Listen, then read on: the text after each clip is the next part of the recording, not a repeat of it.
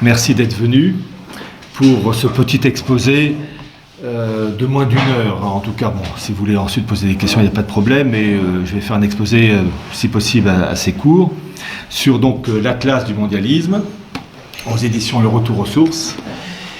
Et pour la première fois, c'est un atlas qui concerne non pas la mondialisation, qui est un phénomène naturel d'échange des biens, des services, du matériel en tout genre, mais du mondialisme. Pour établir un petit parallèle, c'est un peu comme il y a l'éducation, et puis il y a ce qu'on met dans l'éducation, l'esprit, le système éducatif. Et bien là, c'est pareil. La mondialisation, c'est bien gentil, mais ce qui compte, c'est l'esprit de la mondialisation. Est-ce que les frontières doivent être ouvertes à tout vent, ou bien réglées, un peu comme les fenêtres qu'on met à l'espagnolette? Enfin, il y a tous les cas de figure. Bon. Alors, en fait, je le dis toujours à chaque conférence, ce livre-là, il y a donc 7 chapitres de texte et 7 chapitres de cartes, traitant de sujets de construction européenne, le monde américain, les fonds structurels, ça c'est l'aspect financier de la construction européenne, un élément clé. L'argent est le nerf de la guerre, que ce soit chez les européistes ou bien dans le monde tradi. Si j'avais une étude à faire sur le monde catholique tradi, eh bien je verrais l'argent, d'où vient l'argent, qui finance, pourquoi, etc. Bon, peut-être que j'aurai quelques difficultés, mais c'est comme ça qu'il faut faire, peu importe les personnes à qui on s'adresse. Il y a ça, donc, les fonds structurels. Il y a aussi, j'ai dit les États-Unis. J'ai traité aussi d'un sujet vaste concernant le sionisme, le monde musulman. Et le dernier chapitre, l'esprit du mondialisme, qui traite de l'opposition entre l'Église et la synagogue, en sachant que la synagogue, vous avez le judaïsme d'avant le Christ, Moïse, etc. Et puis un nouveau judaïsme qui va se mettre en place avec l'arrivée du Christ, évidemment, qui accomplit la loi. Et les Juifs, à l'exception évidemment de quelques-uns, comme les apôtres par exemple, ou les saintes femmes, ne reconnaissent pas le Christ comme fils de Dieu incarné et vont aux alentours de l'an 100, après Jésus-Christ, avec en particulier le rabbin Akiba, mais il y en avait d'autres, élaborer un nouveau judaïsme. Un nouveau judaïsme qui est, lui, construit en opposition au christianisme. Voyez-vous, lorsque on parle du judaïsme, on pense au judaïsme de Moïse. Mais en fait, le judaïsme qui se met en place à partir de l'an 100 et qui va s'élaborer essentiellement entre 100 et 500 après Jésus-Christ, c'est pour faire court, et qui va se compléter par d'autres éléments comme le Zohar avec Moïse de Léon au XIIIe siècle, mais bon, essentiel, il va se mettre en place entre 100 et 500, avec le Talmud qui est un code civil, politique, pour gérer la vie des Juifs, avec aussi la Kabbale qui veut dire littéralement transmission, et qui en fait est l'aspect mystique du judaïsme talmudique. Ce nouveau judaïsme, il s'est mis en place, il s'est construit en opposition farouche à une religion qui monte en puissance, le christianisme, plus exactement le catholicisme, qui va être reconnu par l'empereur Constantin en 313, je crois. Et donc, pour parer à cette menace, vous avez donc un nouveau judaïsme qui se met en place. Donc, il faut bien comprendre que lorsqu'on utilise cette expression fallacieuse, un esprit judéo-chrétien, il faut bannir cette expression. Parce que ce judaïsme qui s'est mis en place à peu près autour de l'an 100 avec le rabbin Akiba, c'est un judaïsme qui est l'ennemi du catholicisme. Donc on ne peut pas associer l'ennemi avec l'ami catholique. Et puis, cette logique voudrait que cela imprègne les dirigeants religieux. Écoutez, dans le chapitre 7, par exemple, j'évoque ceci dans une note de bas de page, on a presque 600, parce qu'évidemment, tout ce que je racontais, il fallait le sourcer. Et je dis ceci, dans un ouvrage rédigé par la Commission pontificale biblique en 2001, intitulé, je cite, « Le peuple juif et ses saintes écritures dans la Bible chrétienne », document qui est sur le site du Vatican, donc c'est archi-officiel. Les rédacteurs, dans un esprit propre à Vatican II, concernant le dialogue judéo-chrétien, nivellent les différences entre les principes du judaïsme talmudique et ceux du catholicisme. Ils disent entre autres que, je cite, « Les chrétiens peuvent néanmoins apprendre beaucoup de l'exégèse juive, pratiquée depuis plus de 2000 ans, et de fait, ils ont appris beaucoup au cours de l'histoire. De l'autre côté, ils peuvent espérer que les juifs pourront tirer profit, eux aussi, des recherches exégétiques chrétiennes. » Donc vous voyez, cette chose absolument incongrue où les catholiques, et en particulier de l'Église conciliaire, acceptent de collaborer avec une religion qui s'est construite en opposition au catholicisme à partir de l'encens. C'est vraiment incroyable. Et dans ce document, donc, le peuple juif et ses saintes écritures dans la Bible chrétienne, il est ajouté de manière fort ambiguë, je cite, « L'attente juive messianique n'est pas vaine. » Et j'ajoute, les autorités de l'Église conciliaire semblent, et je mets ça entre guillemets évidemment, oublier que pour les catholiques, l'arrivée du Messie, c'est-à-dire le retour du Christ, Fils de Dieu incarné, se produit à la fin du monde avec le jugement dernier, tandis que les Juifs, qui ne le reconnaissent pas, attendent, eux, l'arrivée de leur Messie, ce dernier inaugurant une nouvelle ère, un monde nouveau en leur faveur en tant que peuple prêtre. Donc vous voyez l'opposition radicale. Celui qui a fait la préface donc, du peuple juif et ses saintes écritures dans la Bible chrétienne en 2001, à l'époque il était cardinal, c'est le cardinal Ratzinger. Il était juif. Alors là, madame, il ne faut rien dire là-dessus, il n'y a aucune preuve. Et aucune preuve. Ah, je suis très pointilleux. On affirme une chose qu'à partir de preuves référencées à partir de documents officiels. Vous ne pouvez pas savoir le mal fou, les dégâts causés par certains qui balancent des informations qui font plaisir sur le moment, mais qui en fait sont soit fausses, soit impossibles à prouver, et l'ennemi s'en charge de démonter en disant « Regardez ces cadeaux tradis fanatiques qui balancent tel truc, et puis on a la preuve que en fait c'est faux. » Donc, il vaut mieux dire la moitié ou un tiers en moins, mais sûr. Et ça, c'est tiré du site du Vatican en plusieurs langues, vous choisissez votre langue. Donc vous voyez, lorsque vous avez un cardinal Ratzinger qui en 2001 préface, avec une préface élogieuse, cette chose-là, que c'est triste de voir les cathotradis ensuite se faire avoir avec ce cardinal Ratzinger devenu Benoît XVI. Ce Benoît XVI, je pourrais citer d'autres éléments, et je vais le faire, et je vais retrouver le passage au sujet de l'ami Benoît. Alors, c'est tiré du livre, à l'époque, donc il était cardinal Joseph Ratzinger, le titre de son livre « Les principes de la théologie catholique » aux éditions Teki, sorti en 2015. Je le cite. Contentons-nous ici, alors il parle de Vatican II, contentons-nous ici de constater que le texte, Vatican II, joue le rôle d'un contre-syllabus dans la mesure où il représente une tentative pour une réconciliation officielle de l'Église avec le monde tel qu'il était devenu depuis 1789. Je rappelle que le syllabus, c'est ce document du pape Pie IX au XIXe siècle qui a synthétisé en 14 sections, je crois, toutes les condamnations des papes étalées sur plusieurs siècles contre le panthéisme, le naturalisme, le socialisme, le communisme, etc. etc. Et donc, ce qu'a fait Pie IX, c'est très bien, puisqu'il a réuni en un bouquin une pléthore d'encycliques ou de bulles, enfin tout ce que vous voulez, dans un livre, le syllabus, qui condamne toute une série d'hérésies. Et vous avez, à l'époque, donc, ce cardinal Ratzinger, qui dit, lui, que Vatican II est une bonne chose et que c'est un contre-syllabus. Texto, dans le livre. Et d'ailleurs, c'est ce que j'écris. Comment Ratzinger a pu approuver ce texte fondateur de Vatican II qui s'oppose au syllabus de Pie IX, lequel s'appuyait sur les travaux de ses prédécesseurs? De deux choses l'une, soit les artisans du concile lancé par Jean XXIII ont raison, et alors les écrits des papes sur des siècles condensés dans le syllabus de Pie IX ont induit en erreur des générations de croyants, soit Pie IX a raison, dans ce cas-là, Vatican II est une tromperie. C'est soit-soit. À partir du moment où Vatican II est un contre-syllabus, on ne peut pas... il n'y a pas une demi-mesure. Je rappelle cette phrase magnifique du pape Pie IX, prononcée en 1861. Vous savez, c'est ça que j'ai toujours aimé, ces personnes qui arrivent à mettre en une phrase un résumé de bouquin en 300 pages.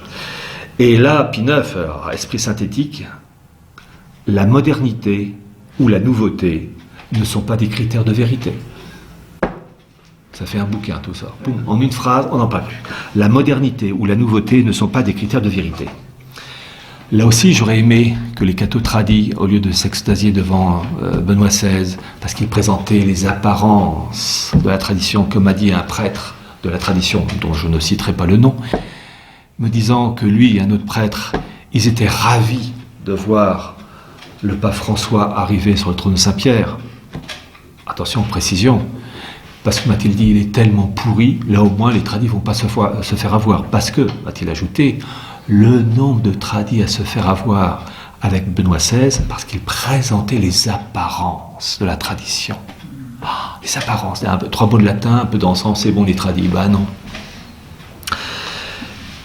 Si les cathos tradis étaient un peu curieux, en allant sur le site internet du Vatican, ils auraient lu le premier message de Noël de Benoît XVI, Noël de 2005, où l'ami Benoît XVI dit ceci, je le cite, « Homme moderne, adulte, pourtant parfois faible dans sa pensée, dans sa volonté, laisse-toi prendre par la main par l'enfant de Bethléem.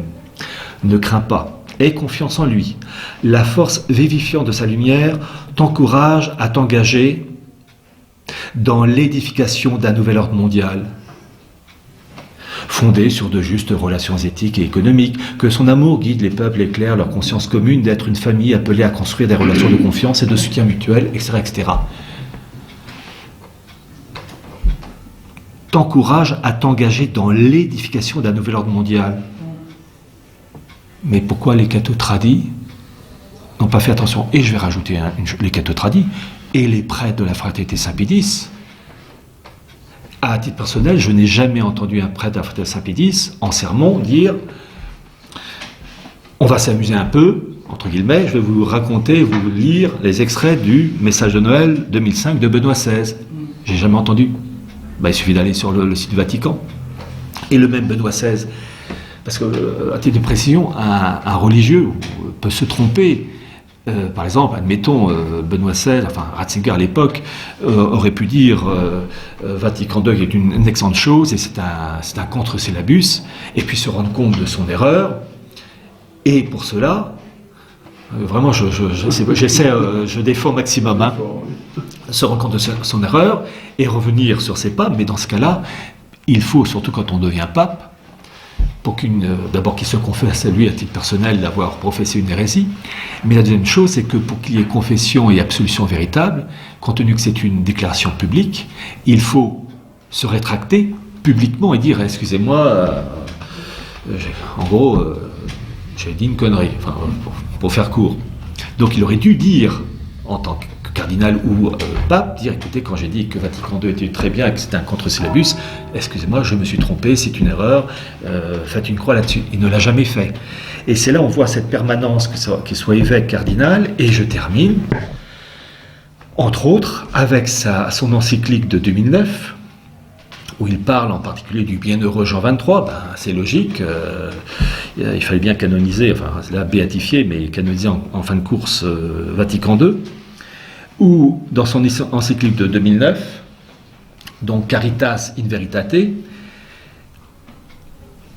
le pape Benoît XVI, je le cite, alors complétons ces déclarations avec sa volonté d'établir, je cite, Benoît XVI, une véritable autorité politique mondiale telle qu'elle a été esquissée par mon prédécesseur, le bienheureux Jean XXIII. Donc une véritable autorité politique mondiale en liaison avec l'ONU. L'ONU qui est le temple du maçonnisme. Donc comment peut-on vouloir établir, je cite, une véritable autorité politique mondiale en liaison avec l'ONU qui par définition est anticatholique. Voilà. Donc vous voyez, c'est ça qui est frappant.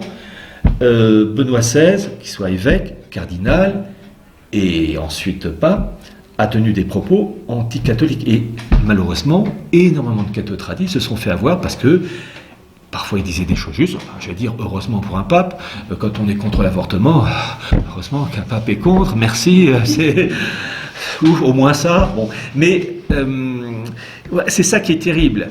et je critique les cathos-tradiques qui n'ont pas vu clair pour beaucoup, mais aussi le clergé de la fraternité Saint-Pédis. J'aurais aimé entendre les évêques, les prêtres de Saint-Nicolas et de tous les chapelles de la fraternité Saint-Pédis en France, en Allemagne, en Italie, peu importe, au Zimbabwe, lire ça et dire et on n'est pas d'accord. Bon. Donc en fait j'ai condensé, j'ai fait le travail qu'ils n'ont pas fait. Bon.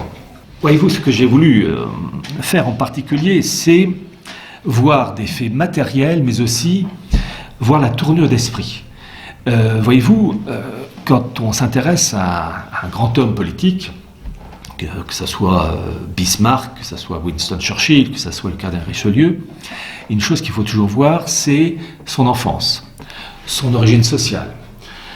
D'ailleurs, ça doit être vrai pour une personne qui veut se marier.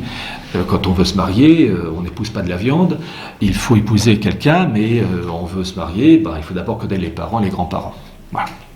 Il faut connaître l'origine sociale, la tournure d'esprit. Est-ce que ce sont un milieu social avec des relations apaisées? Est-ce qu'il y a des problèmes d'alcool, de drogue? Enfin, des choses comme ça. Enfin, le mariage réussi, ça réservé une élite. Hein, donc... et puis vous connaissez la blague, je crois que c'est Sacha Guitry qui disait que le mariage est une merveilleuse institution qui permet d'affronter à deux des problèmes qu'on n'aurait jamais connus en restant seul. Et pour vous montrer ma grande culture, là c'est dans Lucky Luke, mais c'est pas dans le bouquin. Il y a, je ne sais plus dans quel Lucky Luke, il y a un mariage et Lucky Luke qui dit mariage c'est vraiment une loterie. Et il y a Julie Japper qui est à côté qui répond non, parce qu'à la loterie, on a une chance de gagner. Bon, tout ça pour vous dire, ce que j'ai voulu faire dans ce livre, c'est de comprendre, d'abord d'exposer des faits matériels, mais de comprendre la tournure d'esprit des gens qui sont à l'origine de ces faits matériels. Par exemple, je vous présente cette carte de la France de 1789 en damier, en carré. À l'origine, la France de l'Ancien Régime était constituée de provinces, avec une diversité.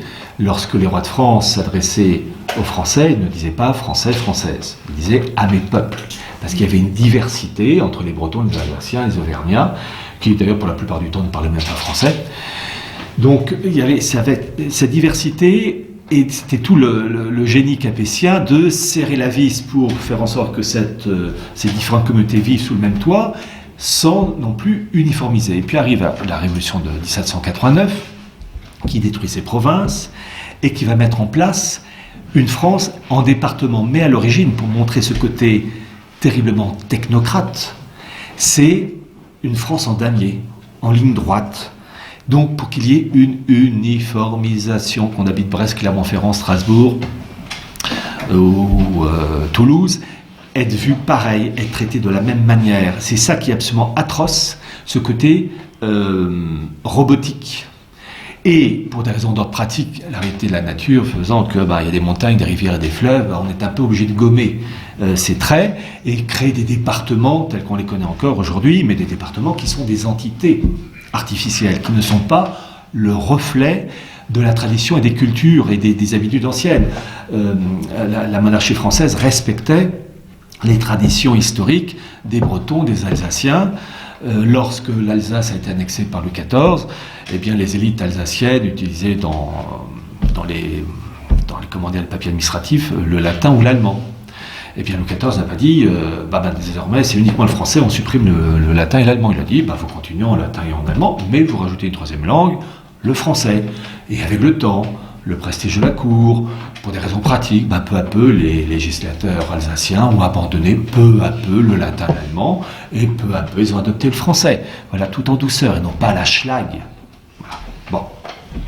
Et ce que j'ai voulu montrer en particulier, c'est un phénomène, c'est de montrer que l'esprit révolutionnaire se perpétue en France, dans des institutions, avec la construction européenne. Et entre ces intermédiaires, j'ai cité deux cas, le cas allemand et le cas turc. D'abord, le cas turc, l'Empire ottoman au XIXe siècle, vous avez ce qu'on appelle les jeunes Turcs. Jeunes Turcs qui sont créés exactement le 14 juillet 1889. Et oui, 100 ans après la prise de la Bastille, on sent un certain amour des principes de 89. Bon. Si j'ai le temps, pour comprendre les jeunes Turcs, il faut savoir qu'en fait la plupart d'entre eux c'était des Dömneh, c'est-à-dire des juifs faussement convertis à l'islam. Dömneh veut dire apostat, et qu'ils étaient imprégnés d'un idéal mystico-kabbaliste sabbatéen avec la réforme lorianique. Enfin bref, j'ai expliqué tout ça, mais j'en parlerai peut-être un tout petit peu. Et dans le cas des jeunes Turcs qui peu à peu vont réussir à s'imposer dans l'Empire ottoman, ils vont imposer le principe des vilayets. Vilayet, c'est l'équivalent du département, donc la chose purement, la construction administrative purement artificielle. Et puis, j'ai, entre autres, montré que cet esprit de la révolution d'uniformisation, l'esprit technocratique que la France a répandu avec Napoléon Ier, qui a répandu les principes de 89 en Europe, et puis ensuite avec les pays qui ont colonisé l'Afrique, l'Asie, ces principes se sont répandus à l'échelle planétaire. J'ai montré que vous avez eu, au lendemain de la Première Guerre mondiale, la République de Weimar, donc qui succède au Deuxième Reich de Guillaume II, qui va mettre en place une constitution sous l'égide d'un juriste juif allemand qui s'appelait Hugo Preuss. Et Hugo Preuss était imprégné de l'esprit jacobin, d'uniformisation. Et il va vouloir mettre une Allemagne en département, comme pour la France. C'est-à-dire que l'Allemagne est constituée de Länder, Bavière, Saxe, Thuringe, etc., qui respectent la diversité culturelle de l'Allemagne, en sachant qu'un Bavarois, c'est pas un Saxon. Bon. Et c'est révélateur de voir qu'un ce juriste juif allemand, Hugo Preuss, qui donc est à l'origine de la constitution de la République de Weimar, va vouloir uniformiser en créant une Allemagne en département en Gaonne. Alors j'ai la carte de l'Allemagne en Gaonne, mais c'est pas Hugo Preuss qui l'a faite, parce que vous avez eu une résistance dans les années 1919, 1920, 21, des Saxons, des Bavarois, des habitants de Thuringe, etc., qui ont réussi à limiter la casse et empêcher la mise en place d'une Allemagne jacobine. Donc le principe des Länder, avec cette diversité des Länder et des droits pour se gérer eux-mêmes, ça s'était maintenu. Eh bien, cette Allemagne jacobine, en département, en Gaonne, a été mise en place par qui ? En 1933, par Hitler. Le national-socialisme a mis en place une Allemagne en Gaonne, en département, et j'ai la carte, c'est la carte au moment de l'apogée de l'Allemagne nazie en 1943, je me rapproche, voilà, cette Allemagne en Gaonne, dans ses frontières de 1943, l'Allemagne nazie au moment de son apogée, qui est en département, c'est-à-dire que la Bavière a explosé, etc. Donc c'est révélateur l'esprit jacobin qu'on retrouve aussi dans l'Union soviétique. Lorsque l'Union soviétique donc occupe l'Allemagne à partir de 1945, la partie orientale de l'Allemagne, qui va devenir la RDA jusqu'en 1990, là aussi il va y avoir une destruction des provinces allemandes au profit de Bezirke, l'équivalent du département, mais pour l'Allemagne de l'Est. Donc c'est révélateur l'esprit de la Révolution française qui a infusé, que ce soit dans l'Empire ottoman avec les jeunes Turcs, qui a infusé avec le national-socialisme. J'en parlerai peut-être un peu, mais qui a été mis en place entre autres par les anglo-saxons qui ont financé Hitler. Il suffit de lire les livres d'Anthony Sutton. Mais le national-socialisme, et Hitler en particulier, Hitler a été un outil au service d'une cause pour détruire Staline, qui représentait un élément de résistance dans l'établissement d'un nouvel ordre mondial messianique, qui était représenté par Trotsky. Ça, j'en parlerai peut-être tout à l'heure. Mais donc cet esprit de la Révolution française a infusé en Europe, en Allemagne, dans l'Empire ottoman, mais aussi en Russie. Je rappelle une chose, lorsque vous avez eu, suite à la révolution bolchevique, l'arrivée dans son wagon plombé Lénine à Pétrograd, l'actuel Saint-Pétersbourg, vous avez un orchestre bolchevique qui a accueilli Lénine avec une musique. Et ce qu'ont fait ces bolcheviks comme musique, le choix de cette musique est tout à fait logique. Ont-ils joué l'Ave Maria de Schubert ? Non. Salve Regina, pour accueillir Lénine ? Je ne pense pas. Qu'ont-ils joué pour accueillir le camarade Lénine ? Eh bien, les bolcheviks, leur référence idéologique, c'était quoi ? C'était 1789. Donc, il est tout à fait logique que les bolcheviks ont accueilli le camarade Lénine en jouant la Marseillaise. Voilà. C'est normal. C'est logique. Et je continue donc cette progression idéologique avec ses répercussions matérielles, politiques, administratives, avec la construction européenne, où la finalité c'est de casser les États, français, italiens, espagnols, etc., en blocs régionaux. Et j'ai donc montré que ces régions, en fait tous les textes de la construction européenne sont tous allemands, que ce soit la charte régionale, la convention 4 pour la protection des minorités, la charte de la démocratie locale, la charte de la démocratie régionale, la coopération transfrontalière, où là c'est carrément un institut européen, en fait allemand, qui fait disparaître les frontières des États, qui représentent la souveraineté de l'État en frontières administratives, c'est-à-dire que la disparition de la souveraineté de l'État. Et cette primauté donnée aux régions, on va ensuite créer des blocs régionaux au niveau de l'Europe, qui sont ce qu'on appelle des eurorégions. Et là aussi, j'ai mis plusieurs cartes. Alors je vais en prendre une en particulier, où vous avez par exemple la grande région. La grande région, hein, vous avez la Wallonie, vous avez le Luxembourg, vous avez la Lorraine, vous avez la Rhénanie et la Sarre. Et il faut bien comprendre la logique du raisonnement. Vous avez la destruction des frontières des États, une primauté de nos régions, et on rassemble ces régions, on les remodèle pour former un bloc régional qui s'appelle Eurorégion. Et les eurorégions sont les départements de l'Union européenne, mais à l'échelle continentale. Donc on retrouve toujours la création d'une entité administrative purement artificielle, l'eurorégion, grande région, ou bien, je veux encore aussi, l'eurorégion Pyrénées-Méditerranée, qui représente le Piémont, la Ligurie, avec Rhône-Alpes. Ça n'a aucun sens historique, culturel. Il n'y a jamais eu le Grand-Duché de Pyrénées-Méditerranée, ça n'a jamais existé. Mais c'est ça que j'essaie de faire comprendre, que j'ai voulu expliquer dans ce livre, c'est que la présentation matérielle des choses est due d'abord à une tournure d'esprit. Au même titre que chacun de nos niveaux, notre manière de nous comporter, de nous tenir à table, de nous habiller, de nous comporter à l'égard de notre conjoint quand on est marié, etc., c'est dû à un comportement. La tournure d'esprit a un comportement matériel. Si on dit bonjour madame au lieu de bonjour, ça montre que, voilà, si on mange toujours les coudes sur la table, celui qui a peut-être que l'enfant en question, on ne lui a pas dit qu'il fallait... Bon, je caricature, mais je veux faire comprendre que ça soit au niveau individuel ou au niveau d'un pays, il faut toujours comprendre que les caractéristiques matérielles sont d'abord le reflet d'une mentalité et de référents religieux et philosophiques.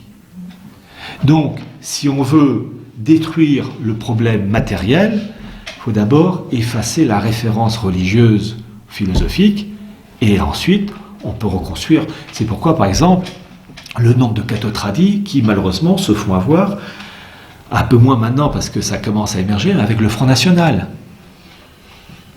On n'a rien à attendre du Front National, même si parfois ses dirigeants disent des choses justes. Pourquoi ? Parce que les référents du Front National sont les principes de 1789, qui par définition sont anti-catholiques, anti-français, jacobins. On ne va quand même pas s'appuyer sur un système qui a tué le pays, à moins d'être maso. Donc, et puis bon, maintenant on commence à comprendre, avec ce qui se passe depuis les élections présidentielles entre Macron et Marine Le Pen, que peut-être il ne fallait pas trop s'attendre à des belles choses de la part du Front National. Mais de toute manière, même avant, Jean-Marie Le Pen, lorsqu'il crie « Jeanne au secours » et qu'il pose une gerbe devant la statue de Sainte Jeanne d'Arc, évidemment, je suis tout à fait pour. Mais les principes de Sainte Jeanne d'Arc, je le rappelle, c'est de rappeler la royauté du Christ sur la France. Le Christ, vrai roi de France. Et le roi n'est que le lieutenant. Donc ça veut dire que 1789, ça saute. Jean-Marie Le Pen, il a toujours été un républicain. Et c'est ça qui est terrible, c'est que les patriotes sincères ne comprennent pas qu'on ne peut pas reconstruire une France sur des basses scènes tant qu'on n'aura pas éradiqué à la racine les principes de 89 pour la France, et le renouveau de l'Église ne sera possible que lorsque les principes de Vatican II, qui sont 1789 dans l'Église, auront été supprimés. D'ailleurs, je cite à un moment donné une phrase, un extrait de phrase de Monseigneur Lefebvre, qui parle du mariage, ou de l'union, je ne sais plus exactement l'expression, mais c'est dans le livre, adultère, entre l'Église et Vatican II, entre l'Église de Vatican II et les principes de 89. Sans quoi il a tout à fait raison. Il avait compris que Vatican II, en fait, c'est 1789 dans l'Église, voilà. Donc ce qu'il faudrait que les catholiques traditionnalistes comprennent, et sachant que d'abord cette vidéo sera diffusée sur Média Presse Info, donc je m'adresse en particulier à ces personnes-là, que ce soit les cathotradis ou les prêtres, et les évêques même, n'ayons pas peur des mots, avec Monsieur Fellet, d'abord il faut aller à la source, il faut comprendre que tant que les principes 89 ne sont pas abrogés, ceux de Vatican II détruits à la racine, il n'y a pas de renouveau. Et que ce soit Benoît XVI, ne parlons pas de François, Vatican II est une chose mauvaise, et le renouveau de l'Église ne peut se faire que par l'abrogation complète des principes de Vatican II. Si les Français cathotradis et le clergé français classique, traditionnel, connaissaient certaines choses, bien des mots, MAUX, ne verraient pas le jour. Le problème aussi chez les cathotradis, c'est qu'ils ne comprennent pas, ils ne connaissent pas l'ennemi premier du catholicisme, qui n'est pas l'islam, mais qui est le judaïsme talmudique. Bien comprendre que le nouveau judaïsme qui s'est mis en place à partir de l'Anson, avec le rabbin Akiba, il y a eu le rabbin Anoussi, etc., il y en a eu plein, qui ont donc mis en place le Talmud, le développement de la Kabbale, etc. Puis ensuite, il y a eu des différents événements par la suite, parce que la Kabbale se subdivise en 6 époques, n'ont pas compris que le véritable ennemi juré, spirituel et politique du catholicisme et de la monarchie française, la France de l'Ancien Régime jusqu'en 89, ce n'est pas l'islam, c'est le judaïsme talmudique. Je cite un exemple. Vous avez tous appris à l'école ou lu dans un livre que, par exemple, pour la révolution de 1789, vous allez donc avoir tous les révolutionnaires, Robespierre, Marat, etc., Saint-Just, qui s'activent, et qu'à un moment donné, Robespierre va lancer le culte de l'être suprême. Vous avez sûrement entendu parler de ça, l'être suprême. Si les Français cathotradis avaient un peu de culture politique et religieuse, et cathotradis, et le clergé pareil, d'ailleurs il faudrait que au séminaire on apprenne dans les Fraternité Saint-Pédis comment dire le corpus judaïque talmudique et la Kabbale, en lisant entre autres que ce soit Gershom Scholem, Moshe Idel, qui est un autre spécialiste du monde judaïque. Les Français catholiques et le clergé catholique sauraient que l'être suprême porté au nu par l'abbé Robespierre, ça s'appelle l'Ensof. Et l'Ensof, c'est le Dieu infini, c'est l'être suprême de la Kabbale. La Kabbale qui est la transmission, qui est l'étude mystique du judaïsme talmudique. Voilà, en fait, c'est un principe juif qui s'est mis en place en 89, avec entre autres l'être suprême, mais en fait, au lieu de s'appeler l'Ensof, on va l'appeler l'être suprême. Et c'est ça qui est terrible, c'est qu'on a ça devant nous, on a simplement le papier d'emballage qui change. Au lieu de s'appeler l'Ensof, ça va s'appeler l'être suprême. Et on se dit, c'est l'être suprême. Pas une seule fois, on se dit, tiens, mais est-ce qu'il n'y aurait pas un lien philosophique religieux qui pourrait expliquer ça? Et bon, je rappelle que les samedis jours de fête, les Juifs récitent dans les synagogues une prière à la gloire de la République française. S'ils le font, c'est qu'à mon avis, ça doit leur rendre service, et un peu moins à nous. Voilà. Et c'est ça qui est terrible. Et ce que j'ai voulu expliquer, entre autres, dans ce livre, c'est, et à ma connaissance, je peux être presque sûr du mot en langue française, ça n'a jamais été fait, ça a été de faire une sorte de super note de synthèse, expliquer, avec les termes les plus simples, ce qui n'est pas évident, l'esprit du judaïsme, d'avoir le Christ, ensuite sa mutation, qui devient donc ce que le Christ va d'ailleurs appeler la synagogue de Satan. Non, ça c'est Saint Jean, pardon, c'est la synagogue de Satan, mais c'est Saint Jean qui va parler c'est le Christ, pardon, qui va dire, en parlant des Juifs, vous avez pour père le diable. Il ne passerait plus aujourd'hui, avec de tels propos. Le Christ arriverait sans problème. Et puis je rappelle aussi des différentes condamnations de l'Église. Entre autres, vous avez une bulle du pape Saint Pie V, j'ai plus le nom de la bulle, contre l'esprit juif. Je rappelle quand même cette phrase d'un évêque qui était canonisé, je crois que c'est Saint Isidore de Séville. J'en suis pas tout à fait sûr, mais enfin il était canonisé, c'est bon, donc en matière de foi il était irréprochable, qui a parlé des Juifs en disant les ministres de l'Antéchrist. Et c'est là où on comprend beaucoup mieux les propos de la Sainte Vierge à la Salette en 1846, dans l'apparition de la Salette, donc reconnue par l'Église comme Lourdes et Fatima, où la Sainte Vierge fait un discours offensif, politique et religieux, où elle parle entre autres d'une guerre civile qui se terminera en guerre généralisée, le français se battra contre le français, l'italien contre l'italien.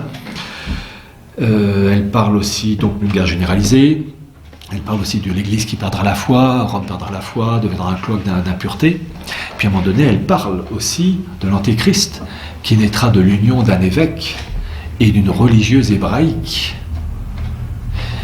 Et une religieuse, par définition, en temps normal, c'est vierge. Donc en fait, il y aura une sorte d'union, non pas mystique, mais enfin si, mais mystico-satanique, qui donnera naissance à cet être qui s'appelle l'Antéchrist.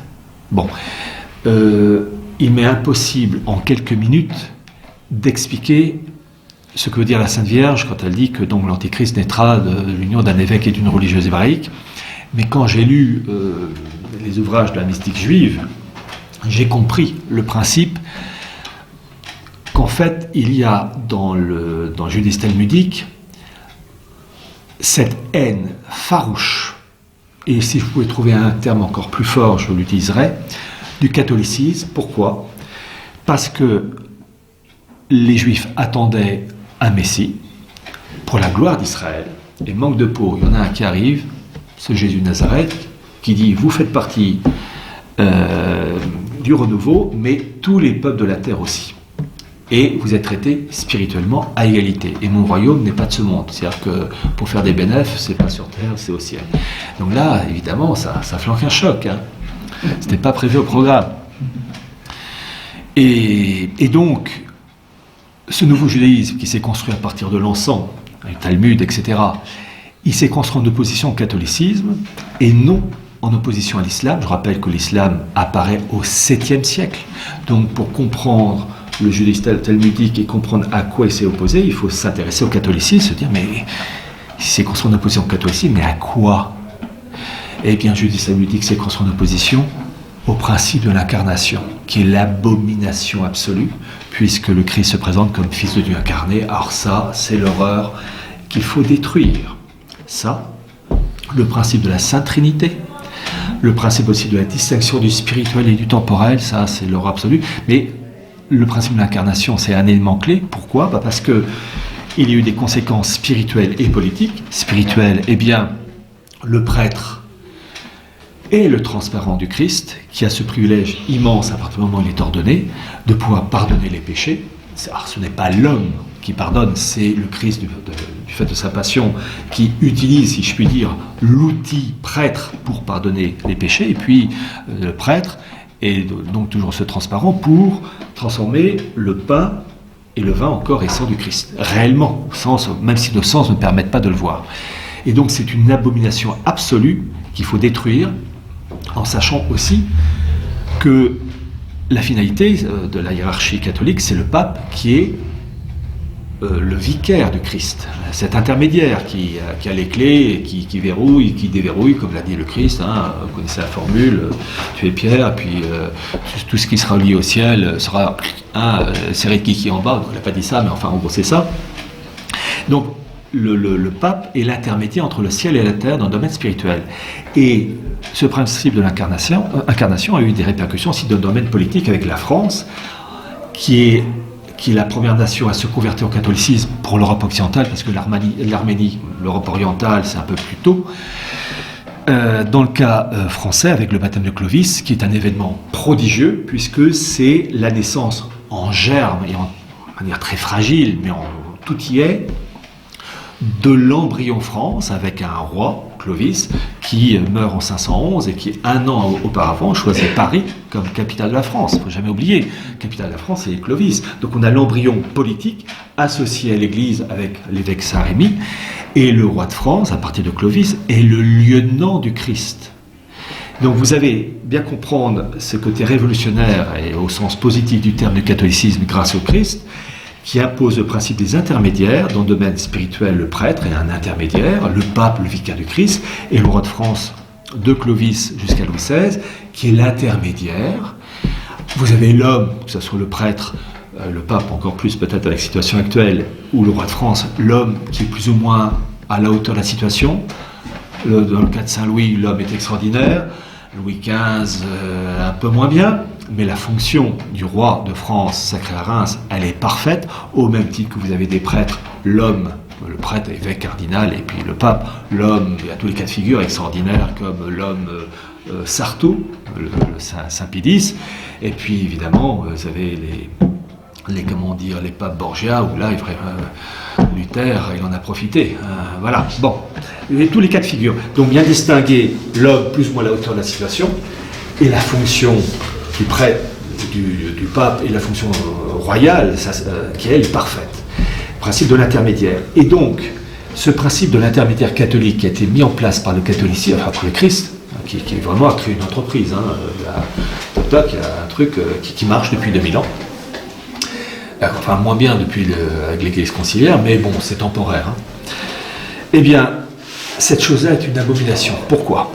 Parce que dans l'esprit du judaïsme, le seul intermédiaire, c'est le peuple juif, peuple prêtre, intermédiaire unique entre le Dieu un, surtout pas trinitaire, et le reste de l'humanité non juive, les goïms, encadré par les lois noachides. Les lois noachides, ce sont les lois pour les non-juifs qui viennent du Talmud. C'est ce peuple goy, 7 milliards d'habitants, encadré par les lois noachides et se trouvant comme prosélytes de la porte, je veux dire simple fidèle, au seuil du temple rénové. C'est ça la finalité. Donc il faut à tout prix détruire le catholicisme dans sa branche spirituelle, c'est Vatican II, et détruire le catholicisme avec sa conséquence politique, c'était la Révolution de 89. Alors d'abord, ils ont commencé par le politique, 89, et ensuite Vatican II. Et c'est si vrai, je tiens à vous dire que dans ce livre, Intermondialisme, il y a des pièces d'archives de première main. Et en particulier, il y a un document. Alors le document, l'original est en anglais. Je l'ai laissé tel quel, mais j'ai expliqué en français les points clés. Vatican II, en fait, c'est pour détruire à petit feu l'Église catholique, pour en faire une annexe de la synagogue. Et comme dit le rabbin Benamozeg, qui est mort en 1900, faire du catholicisme, je le cite, le catholicisme d'Israël, en enlevant la Sainte Trinité, Dieu un, le principe de l'incarnation, et de faire de Jésus un simple prophète appelé à une auguste mission religieuse. Sans quoi on reconnaît aussi les principes de l'islam, puisque dans l'islam c'est le Dieu un.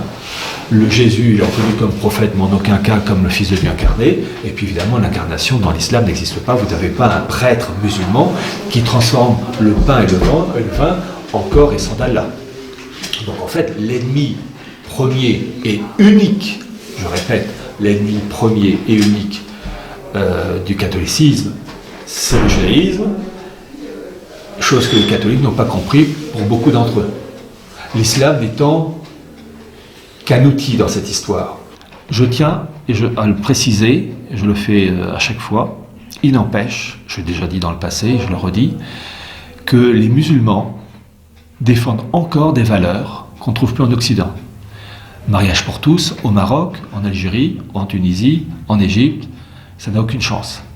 Et que les musulmans méprisent les Français, les Italiens, les Espagnols, enfin les Européens, pour permettre mariage pour tous, la GPA, etc., etc., on peut les comprendre, parce que les sociétés musulmanes respectent encore certaines choses. Une Conchita Wurst n'a aucune chance au Maroc, dans les médias marocains ou algériens ou tunisiens. En France, c'est présenté comme quelque chose de normal. Donc, l'islam, avec l'islam ne gêne pas la synagogue avec le nouachisme. Je ne veux pas blesser les musulmans, mais c'est un fait. En revanche, je reconnais que les musulmans, je ne parle pas évidemment des racailles qu'on trouve dans les banlieues, et le mot est encore trop doux, les musulmans défendent encore certaines valeurs et peuvent mépriser à juste titre les Français qui acceptent, les Français et les Italiens qui acceptent tout et n'importe quoi. Et Vatican II, donc, c'est l'estocade finale pour faire de l'Église une annexe de la synagogue et, alors, en sachant, compte tenu qu'on est catholique et qu'on a l'espérance chrétienne, que ça n'aura qu'un temps, mais pour le moment, bon, ça dure depuis 50 ans, ça commence à... ça dure. Vous avez une pièce d'archive dans ce livre qui vient d'une revue américaine qui s'appelle Look, qui est sortie en janvier 66. Je rappelle que Vatican II s'est terminé en décembre 1965. Et cette revue Look avait un tirage très élevé de plus de 7 millions d'exemplaires. Donc c'était pas la feuille de chou de Saint-Nicolas Chardonnay. Sans vouloir être... c'est pour montrer, je force pour faire sursauter la personne qui écoute et pour l'inciter à peut-être aller plus loin. Et cette revue Look a fait un compte rendu, alors revue Look tout à fait acquise au changement, à la modernité, enfin truc classique, vraiment dans le mot du système. Et cette revue a sorti en janvier 1966 un dossier. Alors, le dossier, je l'ai mis dans son intégralité, il est en anglais, mais j'ai expliqué les passages clés, avec quand même la table des matières, parce que c'est l'avantage de présenter aussi toute la liste des journalistes avec l'adresse, pour montrer qu'un... Bon. Et le titre, même pour ceux qui ne connaissent pas l'anglais, c'est très facile. How the Jews changed Catholic thinking. Comment les Juifs ont changé la manière de penser catholique. Et même si vous ne savez pas dire merci, au revoir en anglais, rien que la photo de 1963 du cardinal Béat, en grande discussion en secret à l'époque, ça a été su qu'après, en 63, donc, avec le rabbin Heschel, pour discuter enfin de la finalité de Vatican II, où évidemment il fallait, je rappelle une chose par exemple, pendant des siècles, le Vendredi Saint, il y avait cette fameuse phrase des Juifs, peuple perfide.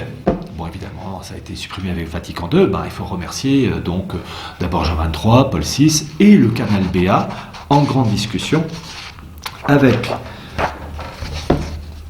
le rabbin Heschel en 63 à New York. À côté, c'est Jules Isaac qui avait contacté aussi Jean XXIII. Mais on a donc des discussions. Donc même si on ne prenait pas un mot en anglais, au moins la photo, c'est vraiment un travail. Bon. Et chose très intéressante, vous avez le premier secrétaire du Congrès juif mondial. Je rappelle que le Congrès juif mondial a été créé en 1936. Et son premier secrétaire, c'est un juif allemand qui s'appelait Gerhard Rickner. J'ai lu ses mémoires. Et il parle avec chaleur de Vatican II. Tiens, pardi, parce que lui et ses copains, ils ont participé à Vatican II pour judaïser l'Église. J'ai lu ses mémoires. Et parmi de nombreuses informations, il est possible de savoir que le cardinal Béat se rendit secrètement à New York pour rencontrer et discuter le 31 mars 1963 avec les rabbins, en particulier le rabbin Abraham Heschel dans les locaux de l'American Jewish Committee, concernant le déicide et l'enseignement de l'Église sur les Juifs. Pour des raisons d'efficacité, l'affaire se fit sans prévenir le Saint-Siège et la Ligue arabe. Il est vrai aussi, comme le rapporte ce dossier, que des factions dites conservatrices insistaient sur les infiltrations juives, version marade, ce sont ces juifs faussement convertis au catholicisme, concernant le cardinal Béat, appelé Béat par le journal égyptien Al-Gomouria, et ses collaborateurs proches, comme Monseigneur John Österreicher et le père Augustin Baum. Concernant le cardinal Béat, il n'est pas possible d'affirmer ou d'infirmer de tels propos. En revanche, les deux collaborateurs de ce cardinal étaient bien d'origine juive, comme le reconnaît Gerhard Rickner. Deux points, ouvrez guillemets, et là je cite Gerhard Rickner, ses mémoires, Ne jamais désespérer, avec un sous-titre 60 ans au service du judaïsme et des droits de l'homme, ce qui résume beaucoup de choses. Je cite le Gerhard Rickner. Donc je rappelle que ces Österreicher et Baum étaient les figures du proue de Vatican II autour de cardinal Béat. Je cite Gerhard Rickner. Monseigneur John Österreicher de l'Institute for Judeo-Christian Studies à la Seton Hall University aux États-Unis, c'était un prêtre catholique d'origine juive né en Tchécoslovaquie. On prétendait que dans sa Slovaquie natale, il avait fait partie de l'organisation de jeunesse juive Hashomer Hatzaï, je prononce sûrement mal, proche de l'extrême gauche. Je ne sais pas comment il a été amené à changer de religion. Pendant des années, il faisait éditer une édition annuelle, The Bridge, le pont, sur laquelle, je vais tourner page, sur laquelle nous émettions beaucoup de réserves. Nous avions toujours l'impression que la tendance à la conversion n'en était pas absente. Pendant le concile, Monseigneur Österreicher était le conseiller du cardinal Koenig de Vienne. Le deuxième membre de la commission était également d'origine juive, Grégory Baum, un Augustin, pour qui j'ai toujours eu une très grande estime. Baum était de 12 ans plus jeune que moi, Gerd Rickner, donc secrétaire du Congrès juif mondial. Il est entré à l'école quand je l'ai quitté. Il venait d'une famille juive complètement assimilée. Alors, je n'ai pas le temps d'en parler, c'est le principe de la Haskalah. Vous devez à tout prix connaître le principe de la Haskalah. C'est, le juif qui se présente comme quelqu'un d'intégré à la société actuelle, mais qui conserve en privé ses caractéristiques juives, avec tous les degrés et les nuances. C'est le cas par exemple d'Éric Zemmour, qui s'appelle Éric Zemmour, mais à la synagogue qui s'appelle Moïse. C'est aussi ce que je dis, des choses qu'on ne peut pas faire quand on est catholique. Bon. Donc il venait d'une famille juive complètement assimilée, ses parents étaient divorcés, et dans sa famille, la religion ne jouait plus aucun rôle. Donc vous voyez, très intéressant de voir de la part de Gerd Rickner, secrétaire général du Congrès juif mondial, une volonté juive affirmée de modifier. Et lorsque l'ennemi se réjouit des modifications apportées par l'Église, par Vatican II, on peut se dire que c'est mauvais pour nous. Et je vais citer Gerd Rickner, il y a des passages que j'ai mis en caractère gras. Je vais vous citer ce passage où Gerd Rickner porte au nu le cardinal Béat en disant ceci, je le cite: « Le cardinal Béat fut ainsi le grand protagoniste dans le domaine de l'œcuménisme. C'est par son travail et celui de son secrétariat que le texte du décret sur l'œcuménisme a été élaboré et mené à bon port à travers les écueils du Concile. C'est grâce à sa haute stature que l'Église catholique a fait sienne la cause de l'œcuménisme et a accompli des pas décisifs. » Et ce que j'ai mis en caractère gras, de plus, le cardinal Béat a souligné avec raison que de tous les textes adoptés par le deuxième concile du Vatican, celui sur les Juifs, qui est Nostra Aetate, celui sur les Juifs, est le seul qui ne contient aucune référence aux enseignements traditionnels de l'Église, qu'ils soient patristiques, conciliaires ou pontificaux. Cela démontre à l'évidence le caractère révolutionnaire de cet acte. Quand vous avez la partie adverse qui dit « Bravo, on est content », nous, j'aurais tendance à dire « Pas voir les poètes-poètes ». Voilà. Lorsque je dis qu'on a été prévenu par des amis et aussi par des ennemis, nos amis, c'est Monseigneur de Lassume, mais il y a d'autres religieux qui nous ont annoncé certaines choses, mais aussi par nos ennemis. Et vous avez en particulier le livre d'un révolutionnaire français, d'origine prussienne, qui s'appelait Anarchasitz Klotz, 1755-1794, qui a sorti un livre sorti en 1792, La République universelle, qui est en fait la méthode, l'expression du XVIIIe siècle pour dire gouvernance mondiale. Et le livre, l'original de 1792, est entièrement scanné sur le site Gallica. Et c'est sur le site Gallica que je l'ai lu, et lors d'une dédicace, alors ça sera vérifié, mais je fais confiance à la personne qui m'a dit ça, cette personne avait le livre réédité il y a quelques années aux éditions, je ne sais pas comment, presse universitaire, je ne sais pas comment, de Anarchasitz Klotz, La République universelle. Et il m'a dit que certains passages qui sont dans l'original de 1792 n'ont pas été reproduits. Et je comprends pourquoi. Parce que le livre en question, qui prône une gouvernance mondiale, La République universelle, c'est à la fois anticatholique, imprégné de mystique juive. Et ça montre la marque de baptême de la Révolution française. Et je vais lire les extraits où j'ai mis les références. Je cite Anarchasitz Klotz. « Un corps ne se fait pas la guerre à lui-même et le genre humain vivra en paix lorsqu'il ne formera qu'un seul corps, la nation unique. » Et dans le livre d'origine de 1792, Nation unique est écrit en gros caractères. Ils, les hommes, se rangeront sous l'oriflamme du genre humain, en s'écriant avec transport « une nation, une assemblée, un prince ». Mépris aux raisonneurs pervers ou stupides qui oseraient encore nier la possibilité de l'établissement universel des droits de l'homme. Au reste, le peuple fera justice lui-même de l'absurde catholicisme. L'Église romaine est un édifice bâti sur l'infaillibilité. On ne saurait en ôter une seule pierre sans que toute la fabrique ne s'écroule. Déjà, la plupart des hommes libres se refusent à courber la tête en vils esclaves dans un confessionnal. Or, sans la confession, point de communion. Il est oiseux d'entendre la messe lorsqu'on renonce à l'absolution du sacerdoce. C'est sur les débris de tous les trônes que nous bâtirons l'édifice de la République universelle. Tant que la plupart des Français assisteront aux sorcelleries de la messe, tant qu'ils croiront que trois font un, la haine de la Sainte Trinité, et que la partie est plus grande que le tout, et qu'un corps existe en plusieurs lieux à la fois, et qu'un homme efface les péchés d'un homme, il sera difficile de les guérir de la duperie du fantôme royal. Très intéressant de voir chez Anarchasis Klotz le rejet du catholicisme et la duperie, entre guillemets, du fantôme royal, parce que le roi de France était, entre guillemets, un évêque laïque. Il pouvait guérir des écrouelles en particulier, et c'était le lion du Christ. Ça va ensemble. D'ailleurs, il continue en toute logique, et donc ces propos-là vont de pair avec le judaïsme talmudique. La royauté est une espèce de prêtrise, donc on a tout à fait raison, non moins absurde que tout autre sacerdoce. D'où la volonté de détruire la monarchie française née du baptême de Clovis, et quand ils ont fait le boulot, autour de l'Église, Vatican II.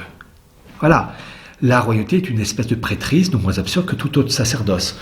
Et c'est très intéressant de voir en particulier la réforme du rite d'ordination des prêtres, Romani Pontificali, je crois c'est le terme, en juin 68, où on peut légitimement, et ça sera l'Église quand elle sera revenue dans le droit chemin après avoir évacué Vatican II, ça sera à l'Église de statuer, mais on peut quand même légitimement se poser la question sur la validité du nouveau rite d'ordination de 68.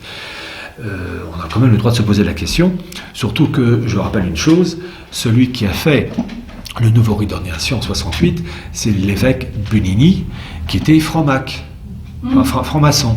Et c'est si vrai, et c'est dans le bouquin avec les références, vous avez eu en septembre 1978 un avocat et journaliste italien qui s'appelait Picorelli, qui a publié, parce qu'il avait des accointances avec le système, la liste de 120 prélats franc-mac avec la date de leur adhésion à la maçonnerie et leur numéro de matricule. J'ai mis tout ça dans le bouquin. Et dans la liste de ces 120 prélats, il y a entre eux l'évêque Bunini. Il va de soi que ce monsieur Picorelli a été flingué de 4 balles dans sa voiture quelques temps après. Bon. Donc c'est très intéressant de voir qu'il faut détruire dans l'esprit révolutionnaire d'essence talmudique kabbaliste d'abord la monarchie française, hérité de Clovis, et ensuite Vatican II. Donc, la royauté est une espèce de prêtrise non moins absurde que tout autre sacerdoce. La France libre se lèvera un jour pour jeter un cri éclatant unanime, point de roi, point de prêtre. La France n'ayant, et là vous allez avoir l'esprit communiste qui nivelle, la France n'ayant plus ni province, ni généralité, ni seigneur, ni vassaux, ni bourgeois, ni paysans, ni ville, ni village. Ça c'est communisme. La France nivelée en paisible commune est devenue une cité paternelle. La cité de Philadelphie, ça c'est le terme ésotérique pour dire gouvernance mondiale. La cité de Philadelphie, dont l'enceinte embrassera nécessairement tout l'univers, toute la famille anthropique, c'est-à-dire qui est en rapport avec l'espèce humaine, l'unité nationale et souveraine sera exprimée par un seul nom, Philadelphie, donc gouvernance mondiale. Toutes les villes et les cours disparaîtront à l'aspect imposant et consolant de Philadelphie. L'Europe et l'Afrique et l'Asie et l'Amérique se donneront la main dans la cité vaste et heureuse de Philadelphie. Et il ajoute, nous trouverons, nous sommes en pleine révolution et de guerre révolutionnaire, nous trouverons encore de puissants auxiliaires, de fervents apôtres dans les tribus judaïques qui regardent la France comme une seconde Palestine, 1792. Nos concitoyens circoncis nous bénissent dans toutes les synagogues de la captivité. Tac, tac, tac, tac. Cette fraternisation alarme beaucoup les princes allemands, d'autant plus que la guerre ne saurait ni commencer ni durer, donc la guerre des révolutions, En Allemagne, sans l'activité, l'intelligence, l'économie et le numéraire des Juifs. Les magasins, les munitions de toute espèce sont fournis par les capitalistes hébreux et tous les agents subalternes de l'approvisionnement militaire sont de la même nation. Il suffit de lire. Je crois que je n'ai jamais vu, ou bien si ça a été fait, c'est discret, dans le passé, des religieux ou des patriotes français, c'était le livre de Narcasis Klotz. Je me le suis payé sur Internet, l'original. Et alors là, je m'arrête là. Et voyez-vous, quand je vous dis que l'ennemi premier du catholicisme, avec ses conséquences spirituelles et politiques, ce n'est pas l'islam et judaïsme talmudique, je vais vous citer Richard de Coudenhove-Kalergi, 1894-1972, qui est le fondateur de la Pan-Europe, qui est un institut mondialiste, pour créer une Europe unifiée et dans un cadre mondial unifié. Et il a sorti, et là je peux le dire, c'est la première fois que ça sort, il a écrit un ouvrage en 1925, Praktischer Idealismus, littéralement idéalisme pratique, qui est un condensé de l'influence de la gnose et de la Kabbale dans un idéal de gouvernance européenne, elle-même intégrée une gouvernance mondiale, mais avec disparition d'une tourne d'esprit et l'anéantissement des nations européennes qui doivent être orientalisées. Et là, on comprend beaucoup mieux l'immigration, vous allez comprendre pourquoi. Donc, il met en valeur l'esprit du judaïsme, qu'il considère comme une élite, mais aussi l'élite de la noblesse, noblesse française, allemande, italienne. Et lui, ce qu'il voudrait, c'est un mariage de ces deux élites. Le caractère intellectuel juif et le caractère élitiste de la noblesse pour créer une nouvelle noblesse. Dans la mesure, alors je cite Coudenhove, 1925, dans la mesure où l'Europe est chrétienne, elle est juive. Dans la mesure où l'Europe est morale, elle est juive. La quasi-totalité de l'éthique européenne s'enracine dans le judaïsme. Et il ajoute que le christianisme est un judaïsme régénéré. C'est qu'il y a un mensonge et une erreur absolue, puisque le Christ ne fait que, enfin, il accomplit la loi, il ne régénère pas le judaïsme. Le judaïsme, il est entre guillemets mort et enterré, si je puis dire, avec l'arrivée du Christ qui accomplit, qui parachève. Bon. Donc on voit bien l'influence de la gnose et d'un esprit judaïsé de la part de Coudenhove. Et donc il parle de deux races de qualité, la noblesse de sang et le judaïsme, séparées l'une de l'autre et chacune demeurant fixée, rivée à ses croyances, et il espère à une fusion des deux. Et il ajoute ceci, c'est ici que grandit au rang de symbole la communauté entre Lénine, l'homme de la petite noblesse rurale, et Trotsky, le lettré juif. Ici se réconcilie l'opposition entre le caractère et l'esprit, le Junker, c'est le noble prussien, et le lettré, les humains rustiques et les humains urbains, les païens et les chrétiens, en une synthèse créatrice de l'aristocratie révolutionnaire. Dans une Europe orientalisée, l'aristocrate du futur ressemblera davantage à un brahmane et à un mandarin qu'à un chevalier. 1925. Et il ajoute ceci, l'humain noble du futur ne sera ni féodal, ni juif, ni bourgeois, ni prolétaire, il sera synthétique. Les races et les classes, dans le sens d'aujourd'hui, disparaîtront, les personnalités demeureront. Donc vous voyez, volonté de détruire les États, de détruire leurs identités, de favoriser le métissage. Et d'ailleurs, il y a un passage que j'ai oublié qu'il faut à tout prix que je cite.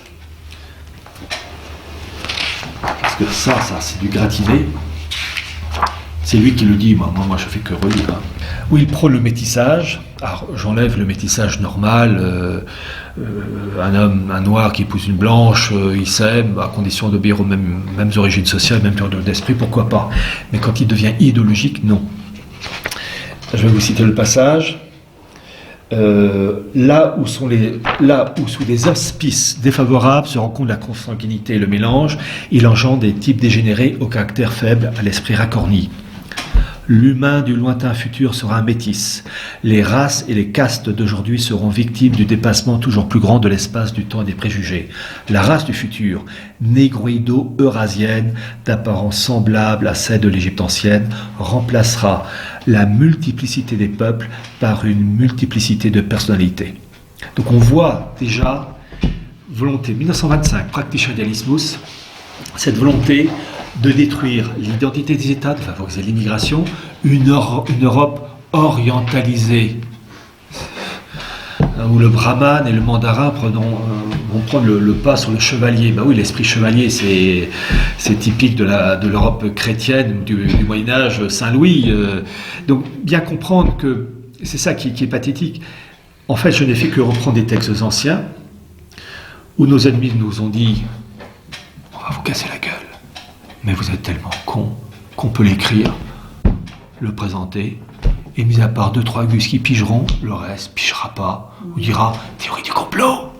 Mais donc de peau, c'est sur Gallica, j'ai fait que reprendre le texte scanné d'origine. Bon, c'est ça qui est terrible.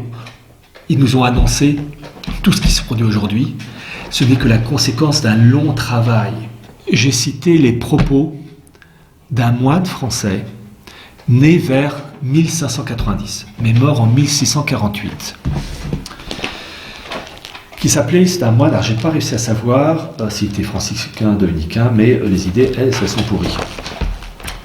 Il a sorti un livre en 1623 qui a été réédité en 2004 aux presses universitaires de Rennes. Donc il s'appelait Émeric Crusset, et le titre de son livre, alors je vais le lire, mais je vais expliquer ensuite un petit truc, c'est « Le nouveau ciné ou discours d'État » représentant les occasions et moyens d'établir une paix générale et liberté de commerce pour tout le monde. Et liberté de commerce pour tout le monde. Déjà, le libre-échange avant l'heure. Le nouveau ciné, C-Y-N-E accent aigu, en fait, c'est la version française pour dire cinéas. Cinéas qui était le conseiller du roi Pyrrhus. Voilà. Donc, il se présente comme le nouveau conseiller. Et, en fait, pourquoi son livre est passionnant, et j'ai repris les passages clés, parce qu'il appelle à une gouvernance mondiale où tous les chrétiens, qui soient catholiques, protestants, orthodoxes, les juifs, les mahométans, les chinois, enfin tout ça réunis en un seul bloc, avec Vatican II avant l'heure, et je cite cette phrase extraordinaire, qu'est-il besoin de se faire la guerre pour la diversité des cérémonies? Vatican II avant l'heure, 1623. Pour le libre-échange, où finalement tout vient, tout passe, il n'est pas besoin de faire distinction entre le marchand sujet et l'étranger. Car la condition du trafic doit être partout égale. Alors, il prône aussi l'unité des monnaies et des mesures, etc., etc. Et la capitale de ce monde unifié, Venise. Il est vrai que c'est là où se trouvait le ghetto. Donc, je vais terminer par les éléments suivants. Comprendre le mondialisme, c'est comprendre les référents religieux et philosophiques. C'est ce que j'ai essayé de faire avant la période du Christ et de l'ensemble, pour faire court, jusqu'à notre époque, avec les répercussions politiques, matérielles, construction européenne, partenariat transatlantique, relations avec le monde musulman, avec le monde juif, Israël, le sionisme, comprendre les rivalités au sein du monde juif, avec les rivalités internes entre les Rothschild, les Lubavitch qui s'opposent. Par exemple, lorsque vous avez eu le premier congrès sioniste avec Theodor Herzl en 1897 à Bâle, eh bien, on ne sait pas que le premier congrès aurait dû se produire normalement en Allemagne, à Munich. Et la chose ne s'est pas faite parce que les rabbins de Munich se sont opposés à cette réunion. Pourquoi? Parce qu'il y avait une frange du judaïsme qui disait que le retour de la gloire d'Israël ne pouvait se faire que par Dieu, par le retour du Messie. Alors que les sionistes, eux, disaient c'est à nous les hommes de forcer les choses et Dieu, il va courir après. Et voilà, bon, je caricature, mais c'est un peu ça. Je termine par ces éléments suivants. Nous arrivons en fin de course, dans ce sens que pour établir cette gouvernance mondiale, c'est-à-dire un bloc unifié avec des blocs régionaux, une gouvernance mondiale, une capitale mondiale que certains comme Jacques Attali voudraient à Jérusalem,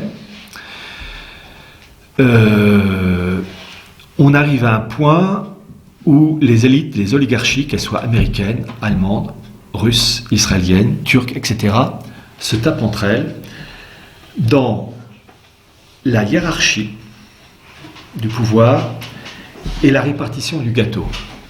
Je rappelle que vous avez deux formes de mondialisme, le mondialisme unipolaire et le mondialisme planétarien.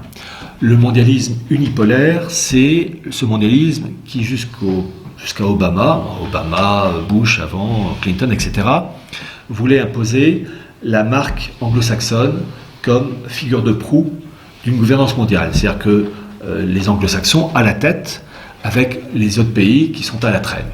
Et puis vous avez l'autre type de mondialisme, qui est le mondialisme planétarien, qui lui est souhaité par Vladimir Poutine, son fameux discours de 2014, Valdai, que j'ai repris, où il veut, je le cite, un nouvel ordre mondial, c'est les termes qu'il utilise, politique, économique, juridique, avec des blocs continentaux, mais avec une répartition équitable des intérêts de chacun. Donc vous avez donc ce mondialisme jusqu'à Obama qui dit « nous les anglo-saxons, on veut tout », et les autres émiettes, et Poutine, lui, qui veut une répartition équitable. Et au sein de ces factions qui s'opposent, vous avez en arrière-fond des factions juives qui s'opposent, la faction Rothschild qui est derrière le monde anglo-saxon, et la faction Lubavitch qui, elle, s'oppose aux Rothschild. C'est une guerre entre clans juifs avec un papier calque anglo-saxon pour les Rothschild et russe pour les Lubavitch, avec le Père Lazare. Les Rothschild ont une vision messianique. Les Lubavitch ont certes une vision messianique, en sachant qu'il y a aussi des factions au sein du monde Lubavitch, mais il y a dans certaines branches, comme le dit Gershom Scholem, une neutralisation du messianisme. Ils n'en font pas la figure de proue. Mais il n'empêche qu'ils se tapent entre eux dans la répartition des zones d'influence, dans la répartition, dans la vision mystique du judaïsme. Ils ne sont pas toujours en accord. Et le coup du Grand Israël, certains sont d'accord, d'autres non. Certains verraient bien la Crimée comme un autre territoire juif, puisque la Crimée a connu un peuplement juif au VIe siècle. On a retrouvé des Ménorahs, à Cherzon en particulier. Donc en fait, nous avons un problème et de rivalité entre factions juives, d'un côté avec l'Occident pour faire court les Rothschild, et à l'Est le monde russe, avec en arrière-fond les Chinois. Vous avez un événement qui se prépare avec tôt ou tard l'effondrement du dollar, parce que l'objectif, c'est de créer une monnaie mondiale. Et vous avez ils ont mis en place en 2016 ce qu'on appelle les DTS, les droits de tirage spéciaux, qui réunissent 5 monnaies, dollar, la livre sterling, l'euro, le yen, et la dernière monnaie qui a intégré les DTS, les droits de tirage spéciaux, c'est le yuan, la monnaie chinoise. Et ces 5 monnaies constituent un panier qui doit constituer une base pour créer une nouvelle monnaie mondiale, qui avait été déjà annoncée en 1944 dans les accords de Bretton Woods avec un nom, le Bancor. Et chose très intéressante, donc ça ne s'est pas fait en 1944, et chose très intéressante, en 2010, j'ai plus la date exacte, mais j'en parle dans le bouquin, Strauss-Kahn, patron du FMI, avait élaboré un rapport pour mettre en place une monnaie mondiale, le Bancor, aux dépens du dollar. Et quelques mois après, il y a eu l'affaire du Sofitel de New York. Et donc, pourquoi ? Parce que vous avez au sein de l'oligarchie américaine 2 branches. Une branche acquise à un mondialisme planétarien en accord avec Poutine, puis une autre branche qui, elle, veut les États-Unis, ou le monde anglo-saxon en tout cas, parce qu'il faut penser à l'Angleterre, et quand on dit l'Angleterre, la City de Londres, qui, eux, ils veulent tout. Et donc, ils veulent conserver la suprématie du dollar et du pétrodollar. Et on assiste de plus en plus à un abandon du dollar, à une dédollarisation, que ce soit côté chinois et russe. Vous avez de plus en plus le commerce qui se fait dans les monnaies respectives de ces pays aux dépens du dollar. Vous avez aussi des tentatives d'abandon du dollar dans les échanges entre la Chine et l'Arabie Saoudite. Enfin, on sent que le dieu dollar est en train de s'écouler. Et théoriquement, alors je dis bien théoriquement parce que vous avez la revue The Economist en janvier 1988, je dis bien janvier 1988, qui annonçait une monnaie mondiale appelée Phoenix, là aussi peu importe le nom, pour 2018. Bon, ils peuvent avoir un décalage de 6 mois, 1 an, 2 ans, même 3 ans, je ne leur voudrais pas, mais on voit qu'on est arrivé à une situation où il y a un problème dans la hiérarchisation des élites, partage du gâteau, moi je veux une part, plus grosses que la tienne, et ils ne sont pas d'accord entre eux.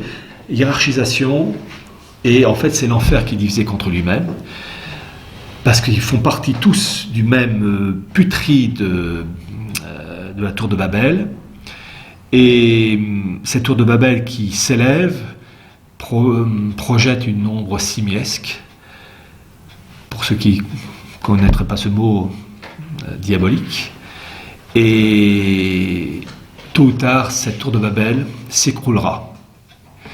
Et c'est notre espoir, parce que finalement la conclusion pathétique que je fais, c'est que nous avons eu dans le passé des hommes et des femmes qui nous ont alertés. Je pense par exemple à un religieux pour qui j'ai une immense admiration, c'est Monsieur de Lassus, La Conjuration antichrétienne.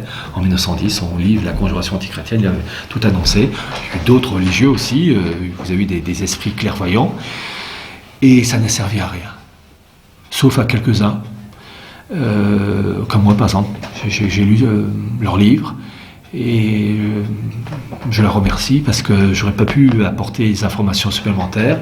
Mais c'est triste à dire, il faudra que Dieu intervienne pour compenser la paresse humaine qui n'a pas été en mesure, en tout cas la paresse de nombreux cathotradis qui n'ont pas été en mesure, donc ces cathotradis et le clergé qui va avec. Je rappelle les propos très durs de la Sainte Vierge à l'égard du clergé à la Salette. Elle critique le clergé, elle ne critique pas les fidèles, qui n'ont pas été capables de comprendre le mal, l'origine du mal, la finalité, et de diffuser. Voilà. Donc on le paiera cher, mais la roue tourne et Satan n'aura pas le dernier mot. Voilà, merci. Atlas du mondialisme, édition Retour aux sources. Je me suis tué à la tâche pour trouver tous ces documents d'origine, avec presque 600 notes de bas de page. Pour ceux qui sont curieux, c'est-à-dire une poignée, je pense que ce livre vous intéressera. Merci.